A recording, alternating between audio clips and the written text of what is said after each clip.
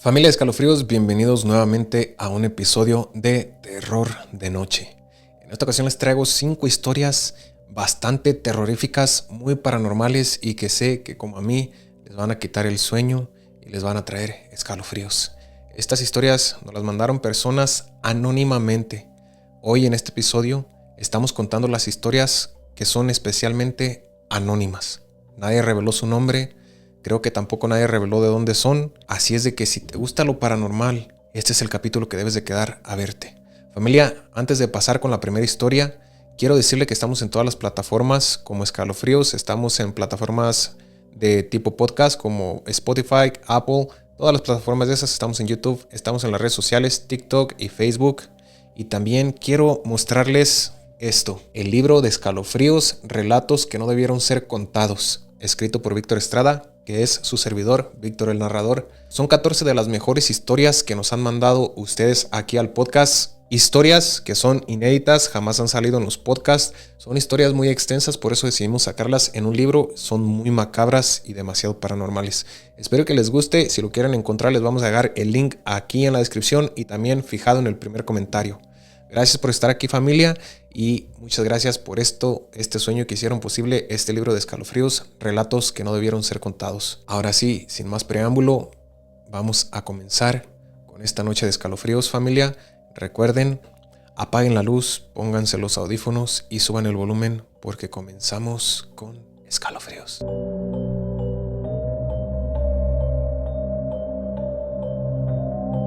Hola, Víctor. Esta historia ocurrió cuando yo todavía vivía en el rancho donde crecí. Nunca fui una persona miedosa ni supersticiosa. En el campo, uno se acostumbra a los ruidos, a la oscuridad y a caminar solo. Pero lo que vi una madrugada, hasta el día de hoy, no lo puedo explicar. Yo me levantaba todos los días a las 4:30 de la mañana para ordeñar vacas. No había de otra. Era la hora en la que estaban tranquilas y antes de que el sol empezara a calentar. Para llegar al corral tenía que cruzar varios potreros, caminar entre parcelas y rodear un lago grande que quedaba dentro de las tierras del rancho. Este lago siempre estaba ahí, quieto, oscuro, como si no se moviera nunca. No llevaba más que una lamparita de mano, de esas viejas, con la luz amarilla. No había postes, no había luz eléctrica por esos rumbos. A esa hora, el campo está completamente negro. Lo único que se escucha son los grillos, algún animal moviéndose y tus propios pasos sobre la tierra. Esa madrugada iba caminando como siempre, medio adormilado, pensando en el trabajo que me esperaba. Cuando me acerqué al lago, escuché el chillido de una hiena. No era raro escuchar animales, pero ese sonidito me puso en alerta. Fue un grito largo, seco, que rompió el silencio de golpe.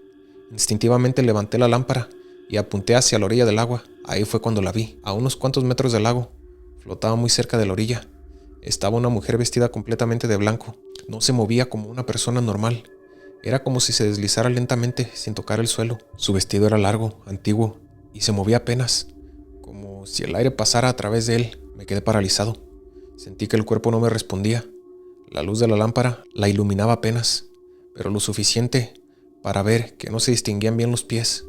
La cara no se la vi con claridad, no porque estuviera tapada, sino porque la oscuridad parecía tragársela. Ella no volteó a verme, no hizo ningún ruido, solo seguía avanzando despacio por la orilla del lago. No sé cuánto tiempo estuve ahí parado. Pudo haber sido 1 minuto o varios segundos, pero para mí fue eterno. Sentía el corazón golpeándome en el pecho, la garganta seca y un miedo que nunca había sentido antes. En ese momento, pensé en apagar la lámpara, como si al dejar de verla, todo fuera a desaparecer. Apagué la luz. El silencio volvió de golpe. No se escuchaba nada, ni animales, ni agua, ni viento. Esperé unos segundos que me parecieron una eternidad. Volví a prender la lámpara y ya no había nada. La orilla del lago estaba completamente vacía. No corrí, no grité, simplemente me quedé ahí, temblando, tratando de convencerme de que había sido mi imaginación, pero yo sabía que no. Eso no había sido un reflejo, ni una sombra, ni un juego de luces. Yo vi a esa mujer. Ese día no ordeñé, me regresé al rancho y no le dije nada a nadie. Pensé que si hablaba de eso, me iban a decir que estaba loco o que había sido el sueño, pero esa noche no pude dormir. Cada vez que cerraba los ojos, veía el vestido blanco moviéndose junto al lago. A partir de ese día, dejé de pasar por ahí de madrugada. Cambié mi ruta, aunque fuera más larga. Si tenía que ir acompañado, iba. Y si no, prefería esperar a que amaneciera un poco más. Nunca volví a verla. Nadie más en el rancho dijo haber visto algo parecido. El lago sigue ahí, igual de tranquilo que siempre. Pero yo aprendí algo esa madrugada. Hay lugares que parecen normales de día, pero en la oscuridad revelan cosas que no quieren ser vistas. Y desde entonces jamás volví a caminar solo por la orilla de ese lago antes del amanecer. Qué cosa tan más terrorífica. Sabes de que yo también por un tiempo me tocó ordeñar vacas. Y pues sí, yo te entiendo porque las vacas se tienen que ordeñar en la madrugada y en la tarde. Son 2 veces al día las vacas que son lecheras. A mí me tocó hacer ese oficio por algún tiempo. Y sí, pues yo casi siempre iba con mi papá porque mi papá y yo éramos los que íbamos a ordeñar. Pues yo los fines de semana y en vacaciones porque yo estudiaba. Pero de repente a veces le iba a ayudar a otras personas cuando tenían mucho trabajo, iba a faltar alguien. A veces mi papá ordeñaba solo nuestras vacas y pues yo iba a ayudarle a otras personas que me pagaban. Y me tocaba pasar también por ranchos bien oscuros en la madrugada y era como que, ¡ay, cabrón! Sí daba miedo, la neta, sí daba miedo en la oscuridad. Y sí, pues como dices, uno se acostumbra a la calma y la oscuridad del campo. Muy buena tu historia. Y a mí si me hubiera pasado algo así, pues no había lagos ni nada. Había charquitas, pozos que le llamábamos, pero muy chiquitos. Pero si me hubiera pasado algo así, sí me cago también. Muchas gracias por haber mandado tu historia, amigo. Pasemos a la siguiente historia, familia. Díganme qué hubieran hecho ustedes. Hola, Víctor. Te mando esta historia anónima porque no quiero que me juzguen de loco si alguien se da cuenta. Esta historia me la contó mi padre y aunque pasaron muchos años antes de que se animara a decirla en voz alta, siempre aseguró que lo que vivió esa noche fue real. No era un hombre mentiroso ni dado a inventar cosas. Al contrario, decía que si nunca hablaba de eso era porque le daba vergüenza y miedo. Esto pasó a principios de los años 80, cuando él vivía en un rancho, en una época en la que todavía se iba al pueblo a pie o a caballo y las noches eran completamente oscuras. Mi padre no era un santo en esos años. Le gustaba tomar, le gustaban las mujeres y muchas veces se gastaba el dinero en eso antes de llegar a la casa. Mi mamá sufría mucho por eso. Esa noche había estado tomando en el pueblo más de lo normal. Ya era tarde cuando decidió regresar al rancho. Iba caminando por el camino de terracería, medio borracho, con la cabeza dándole vueltas, alumbrándose apenas con la luz de la luna, que esa noche casi no se veía. En un tramo del camino, donde el monte se cerraba más, escuchó el sonido de un caballo acercándose. Pensó que era alguien más que venía del pueblo e iba de regreso, así que se orilló un poco. Cuando el caballo se emparejó con él, vio a un hombre montado, con sombrero. El caballo se veía normal, fuerte, caminando despacio. El jinete le habló, le ofreció llevarlo hasta el rancho. Mi padre se detuvo y trató de verle la cara, pero no pudo. La oscuridad era tan espesa que parecía que el rostro del hombre no estaba ahí. Solo distinguía el cuerpo, el sombrero y el caballo. Esto fue lo que le dio más mala espina. Entre el alcohol y la desconfianza, mi padre empezó a pensar que lo quería asaltar o hacerle algo. Le dijo que no, que prefería seguir caminando. El jinete insistió una vez más, con una voz tranquila, casi amable. Eso lo puso todavía más nervioso. Mi padre llevaba un arma. No era raro en esos tiempos. En un arranque de miedo y borrachera, sacó la pistola y le gritó que se fuera. El jinete no reaccionó, no se movió, no dijo nada. Entonces mi padre empezó a disparar. Escuchó claramente los balazos, vio los destellos en la oscuridad, sintió el retroceso del arma. Pero no escuchó impactos, no hubo gritos, no hubo quejidos. No vio al caballo moverse ni al jinete caer. Era como si las balas atravesaran el aire. En ese momento se dio cuenta de algo que lo heló por completo. No le estaba disparando a nadie. El jinete seguía ahí, intacto, como si nada hubiera pasado. El miedo lo sacó de golpe de la borrachera. Mi padre salió corriendo por el camino, con el corazón a punto de salírsele del pecho. Detrás de él empezó a escuchar el galope del caballo. No un trote normal, sino un galope, constante, firme, que no se detenía. Corrió sin voltear, pero sentía que el sonido se acercaba. En un punto, no pudo evitar mirar hacia atrás. Alcanzó a ver la silueta del caballo y del jinete siguiéndolo, siempre a la misma distancia. El rostro seguía sin verse. Era como una sombra montada. Mi padre llegó al rancho casi sin aire. Cerró la puerta y se quedó sentado en el suelo. El galope se escuchó unos segundos más y luego desapareció. Esa noche no durmió. Al día siguiente se dio cuenta de que el arma estaba descargada. Las balas habían salido. No había sido un sueño. Nunca volvió a ver ese jinete. Durante mucho tiempo dejó de tomar y jamás volvió a sacar un arma borracho. Siempre decía que esa noche no lo estaban asaltando, lo estaban persiguiendo y que no todos los encuentros en el camino son con personas de este mundo. Qué cosa tan más macabrosa, tan más escalofriante. En mi pueblo se dan mucho estas historias. Pues yo me crié casi como en un pueblo, pero haz de cuenta que en el rancho, mi familia viene del rancho y te contaban historias así tal cual, como de este tipo. Y sí, pues era muy normal todo lo que escribes de tu papá, pues las armas son de usarse allá en los ranchos, no es como que sea cosa tapada, hasta los morros ya de 14, 15 años las empiezan a usar. O sea, es lo que se vive en un rancho, yo vengo de un rancho y así se vivía sin ponerle mucha salsa a los tacos. Y te cuentan estas historias y sí, es bien macabroso. Muchas gracias por mandar tu historia, amigo. Me gustó bastante. Pasemos a la siguiente historia, familia. Hola, escalofríos. Aquí te mando mi historia. Ojalá y pueda salir en un capítulo. Bueno, amigo, ya está saliendo. Esta historia me pasó cuando iba en la secundaria, en un pueblo muy pequeño, donde todos se conocían y nada pasaba desapercibido. Yo nunca he sido una persona creyente de lo paranormal, pero lo que viví a esa edad me dejó marcado para siempre. Todo comenzó un día que mi amigo y yo decidimos irnos de pinta. No queríamos que nadie nos viera vagando por el pueblo, así que buscamos un lugar donde estuviéramos seguros de no encontrarnos con ningún adulto. El panteón quedaba a unas cuadras de la secundaria y casi nunca entraba nadie en las mañanas, así que se nos hizo buena idea meternos ahí. Era un panteón viejo, con tumbas de muchos años, cruces de cemento, ya cuarteadas y algunas de madera podrida por el tiempo. Al principio entramos con miedo, pero conforme pasó el rato empezamos a bromear, a caminar entre las tumbas y a jugar como si nada. Para nosotros solo era un lugar más. En un momento, por estar empujándonos, mi amigo tropezó y cayó sobre una tumba. Escuchamos un golpe seco. Cuando nos acercamos, vimos que la cruz de cemento estaba quebrada, partida desde la base. Nos quedamos en silencio unos segundos. Sabíamos que eso no estaba bien. En lugar de hacer algo, nos dio risa nerviosa. Dijimos que nadie se iba a dar cuenta y nos fuimos del panteón sin volver a mirar atrás. Esa misma noche empezó todo. Yo estaba acostado en mi cama, tratando de dormir, cuando sentí que alguien estaba en mi cuarto. No escuchaba pasos ni ruidos, pero tenía esa sensación clara de que no estaba solo. Abrí los ojos y vi una figura parada junto a la puerta. No gritó, no se movió, solo estaba ahí. Era una silueta con forma humana, pero no se le distinguía bien el rostro. No parecía flotando, ni atravesaba paredes. Estaba ahí, como si fuera una persona, pero al mismo tiempo no lo era. Sentí un miedo que me paralizó por completo. Entonces habló. No levantó la voz, no fue agresivo. Solo dijo una frase: tienen que arreglar la cruz. Después de eso, desapareció. Yo no dormí nada esa noche. Pensé que había sido una pesadilla. Al día siguiente no le dije nada a nadie, pero la segunda noche volvió a pasar. La misma figura, el mismo lugar, la misma frase: tienen que arreglar la cruz. Cada noche era igual. A veces la veía más cerca. A veces parecía que me observaba desde un rincón del cuarto. Nunca me tocó, nunca me gritó, pero el miedo era peor, porque no sabía qué hacer para que se fuera. Empecé a enfermarme. No quería comer, no quería ir a la escuela. Mi mamá pensaba que estaba fingiendo para no ir a clases. Yo no me atrevía a decir la verdad, porque ni yo mismo entendía lo que estaba pasando. Una noche fue tan fuerte el miedo que terminé llorando. Ahí fue cuando le conté todo a mi papá. Pensé que se iba a burlar o a decir que estaba loco, pero me escuchó en silencio. Cuando terminé, se quedó serio y me preguntó directamente si había hecho algo en el panteón. Le conté lo de la cruz. Mi papá era albañil. Al día siguiente, sin decirle nada a nadie más, me llevó al panteón. Compró material, cemento y una cruz nueva. Arreglamos la tumba con cuidado, dejándola incluso mejor de como estaba antes. Mi papá se persinó y pidió perdón en voz baja. Esa noche dormí como nunca. No volví a ver esa cosa, no volví a escuchar esa voz. Todo terminó en el momento en que arreglamos la cruz. Nunca regresé al panteón a jugar. Aprendí que hay lugares donde no se debe faltar el respeto, aunque uno no crea nada, porque hay cosas que no necesitan que creas en ellas para hacerse notar. Ay, güey, qué cosa tan más terrorífica.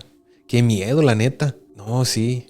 Yo desde la primera noche que se me hubiera aparecido, pues te diste cuenta si estabas ahí jugando y quebraron una cruz y se te apareció algo una noche diciendo que tenían que arreglar la cruz. Desde la primera noche que se me apareció me voy derechito a arreglar esa cruz.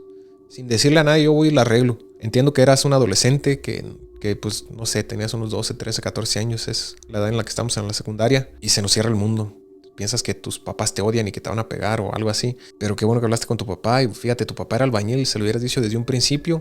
Y si es de estos pueblos chiquitos donde pues todos son creyentes, no creo que se hubiera burlado de ti, simplemente te hace caso y va a arreglar la cruz, tan solo por la cuestión moral, o sea, de que no está bien eso que hicieron, de que un difunto fueron a molestarlo, a quebrarle una cruz. Pues yo pienso que tu papá lo hubiera ido a arreglar simplemente por el hecho moral. Y pues si fue a arreglarlo y dices que ya dormiste bien desde esa noche, imagínate, hay cosas que uno no debería de molestar y aunque sí, aunque no creas, es mejor no meterte en ese tipo de cosas, dejarlas así por la paz. Muy buena tu historia, amigo, gracias por mandarla, ya es parte de la familia Escalofríos. Y bueno, familia, pasemos a la siguiente historia. Hola, Víctor. Me apena mandarte esta historia, pero creo que será muy buena para tu canal y me servirá de catarsis para sacar esto que pasó en la familia. Cuando murió mi abuela, pensamos que lo peor ya había pasado. Ella era la última que quedaba con vida de esa generación. Mi abuelo había fallecido muchos años antes y mi papá era hijo único, así que toda la herencia cayó directamente sobre él. En la familia siempre se habló de que veníamos de dinero viejo, de esos hacendados de antes, pero nunca se entraba en detalles. Con la muerte de mi abuela, heredamos una casa enorme, una hacienda antigua que llevaba décadas cerrada. Estaba a las afueras del pueblo, rodeada de tierras secas, muros altos y árboles viejos. Mi papá dijo que podríamos usarla como casa de descanso, ir algunos fines de semana o pasar ahí las vacaciones de verano. La primera vez que fuimos, algo no se sentía bien. No era miedo inmediato, era incomodidad constante, como si el aire pesara más adentro de la casa. Las habitaciones eran grandes, con techos altos, puertas de madera gruesa y pasillos largos que parecieron no terminar nunca. A pesar de estar vacía, la casa hacía ruidos todo el tiempo, madera que crujía, pasos lejanos, golpes suaves que no venían de ningún lugar claro. Mi papá empezó a investigar más sobre la historia de la hacienda. Habló con gente vieja del pueblo, revisó papeles antiguos, escuchó rumores que nadie decía en voz alta. Fue así como empezó a salir la verdad. La fortuna de la familia no se había hecho limpiamente. La hacienda se construyó a base de estafas, despojos y cosas peores. Personas a las que se les quitaron tierras, gente que desapareció sin dejar rastro, trabajadores que nunca volvieron a sus casas. Todo se hizo con poder, dinero y silencio. Pensó que eran tan solo historias exageradas, pero durante nuestra estancia empezaron a pasar cosas que ya no se podían ignorar. En las noches se escuchaban voces, no gritos, sino murmullos, como si varias personas hablaran al mismo tiempo en distintos cuartos. A veces se oían pasos arrastrándose por los pasillos. En una ocasión, mi mamá juró haber visto a una mujer con ropa antigua parada en una esquina, observándola sin moverse. Yo vi a un hombre. Fue una madrugada. Me desperté con la sensación de que alguien me estaba mirando. Abrí los ojos y al fondo del cuarto, cerca de la puerta, había una figura parada. Era un hombre delgado, con ropa vieja, como de otro tiempo. Tenía la cabeza ligeramente inclinada y no se movía. No sentí que quisiera atacarme. Sentí reproche, como si me reclamara algo que yo no había hecho. Cerré los ojos con fuerza. Cuando los volví a abrir, ya no estaba. No fui el único. Cada uno de nosotros empezó a ver cosas distintas. Mi papá escuchaba golpes en las paredes. Mi mamá sentía que alguien se sentaba en la cama por las noches. Las puertas se abrían solas. Las luces parpadeaban sin razón. Lo más inquietante era que no parecía una sola presencia. Eran muchas, como si la casa estuviera llena de recuerdos que no querían quedarse callados. Una noche, mi papá nos reunió a todos en la sala. Tenía la cara pálida. Nos dijo que ya no nos quedaríamos ahí, que la hacienda no era una bendición, sino una carga. Dijo algo que nunca se me va a olvidar. Este lugar se hizo con el dolor de mucha gente, y ese dolor sigue aquí. A la semana siguiente, puso la hacienda en venta. No intentó remodelarla, no buscó sacerdotes ni limpias, simplemente se fue, y no regresamos jamás. Desde que dejamos ese lugar, nunca volvió a pasar nada extraño en nuestras vidas.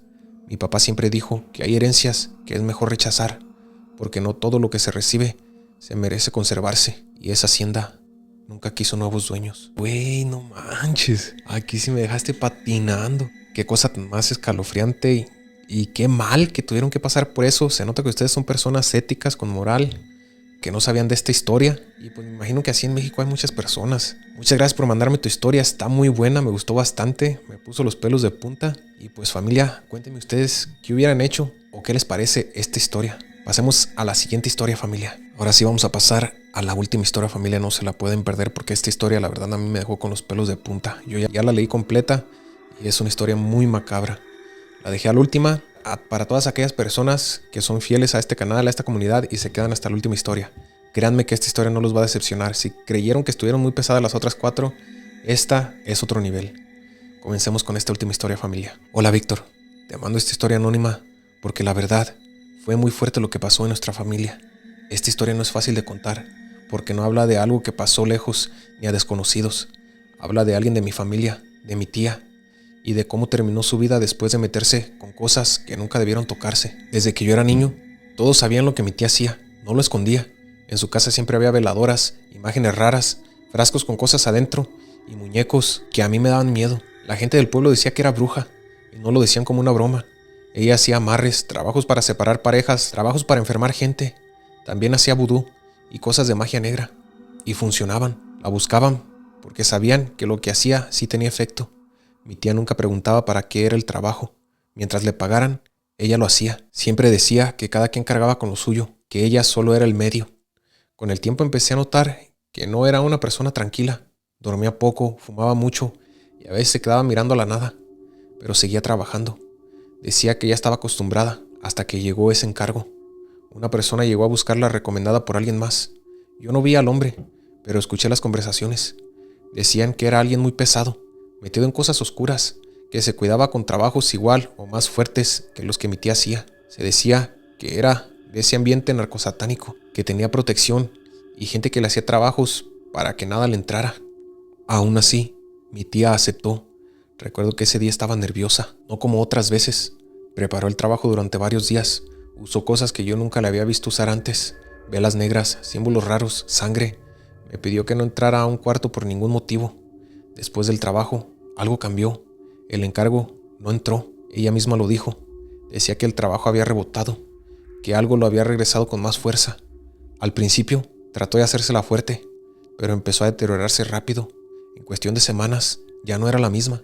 Empezó a enfermar. Decía que le dolía todo el cuerpo. No podía dormir. Se despertaba gritando en la madrugada. Decía que veía sombras en la casa, que alguien la observaba desde las esquinas. A veces rezaba, algo que jamás hacía antes. Una noche me dijo algo que todavía me eriza la piel. Me equivoqué, me dijo. Ese trabajo no era para mí. Hay cosas que no se deben tocar si no estás más protegido. Empezó a perder peso. Se le caía el cabello. Su carácter cambió. A ratos lloraba, a ratos se enojaba sin razón. Decía que sentía como si algo le estuviera apretando por dentro, como si le estuvieran cobrando. Nunca fue al doctor. Decía que no era una enfermedad normal. El final fue trágico. Murió de una manera muy fuerte. No voy a dar detalles, pero fue repentino, violento, y dejó a todos en shock. Nadie supo explicar exactamente qué pasó.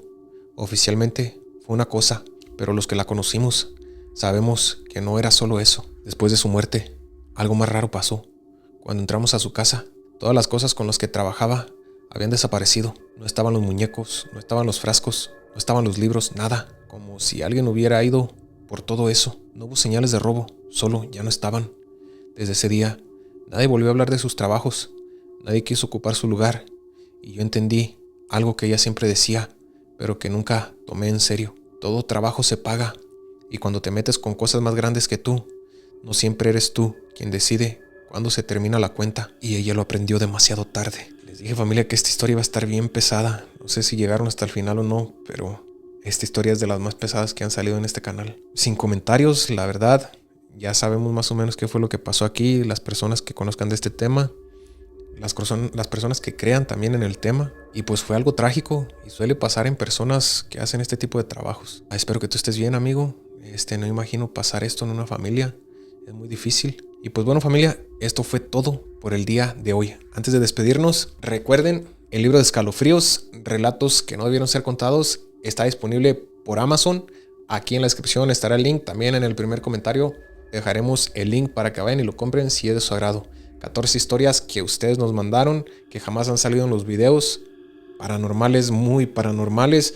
Espero les guste. Si les gusta este libro, déjenme saber también si lo compran. Y recuerden que cuando lleguemos a los 5,000 suscriptores en YouTube, mandaremos un libro de regalo a cualquier parte de México o Estados Unidos. Muchas gracias a todos por ver este capítulo. Espero que puedan dormir bien. Y nos vemos en el siguiente video de Escalofríos.